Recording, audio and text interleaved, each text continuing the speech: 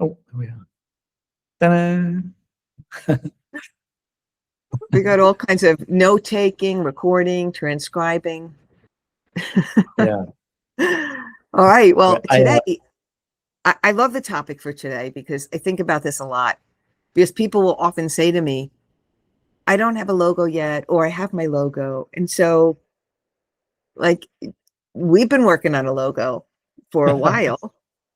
And also like changing names and trying to figure out this whole world that we're creating. And right. does not having a logo stop you from getting out there and It's talking? the last thing you should do is keep your idea in a folder, buried, hidden. Waiting for the You have to logo. bring it out, leave it out, put it in plain sight, have other people see it, don't hide it. And you know, like, I always believe in giving a product a name and a color palette, giving it physical form. If you're writing a book, turn it into 3D.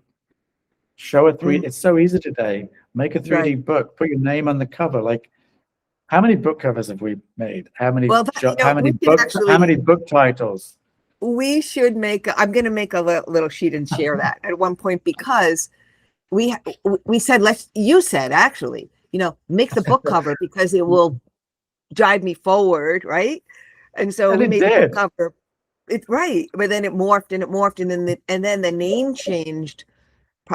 The book name probably only changed 2 times, but the tagline kept changing and things kept changing. But it's almost like you can't marry. You have to have a flowing idea, and not be married to but my logo. But I need my logo perfect, because you can't even make the logo really until you're more deeply into the feel of what the business is going to be, also, because that kind of changes as you're growing with it. And if you're not fluid to change what the business is, you're attached to the original logo, the original name, everything. You've got a big stake in the ground, and you've got an elastic band, and you can't move from there, right? Well, you're really boxing yourself in.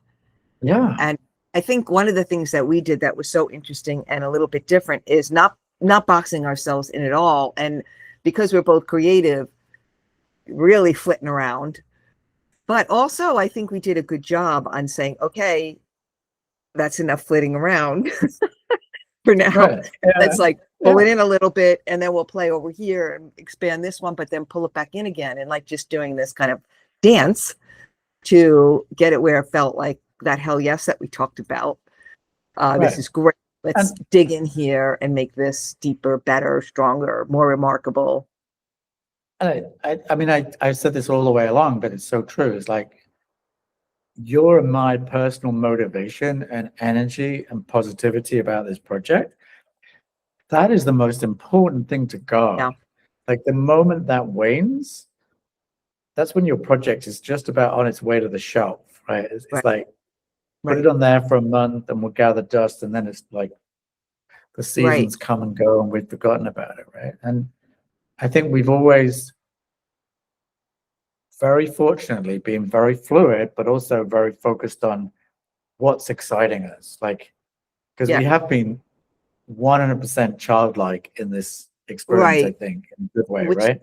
Which I think because it's hard. I mean, it's hard to have a business, right? To get it to be out there in the world and showing your stuff off. So you have to be playful with it, and you have to be having fun, because if you're not having fun and it's a drag, it's like, why would you want to show up and do it? Why would I want to come up on camera and record something if my heart and soul and everything isn't fully in, right? Right. And I think when you're playing and you're having fun, that energy goes in, and everyone else feels it too, because people want that. And so you're an inspiration to your audience also, because wow, that you're having so much fun. I want to have fun with my idea. Right. Right. I think one of the things that's really hard to get here is Rosie and I have never actually met in person. Right. Which is so funny. We've pulled, I don't know how many hours we've spent conversing, messaging, all that stuff. It's a lot, right? But we've never met in person. But we've we've generated this energy field of like, we may as well be in the Right. same room, right? We've done a Right. lot of stuff. Right. There's a lot of text and things going on, but Right. I think that torch has carried the light for that distance Right. because we've nurtured the energy of the feelings of where we are, right? Yeah. Yeah. So what about you guys? Who has a logo that they love and they're proud of and that kind of like leads them along towards the rest of the project? And who is out there with a logo that they're like, I need to change that someday? And does it really matter? Let us know what you think. And people who started with the wrong name.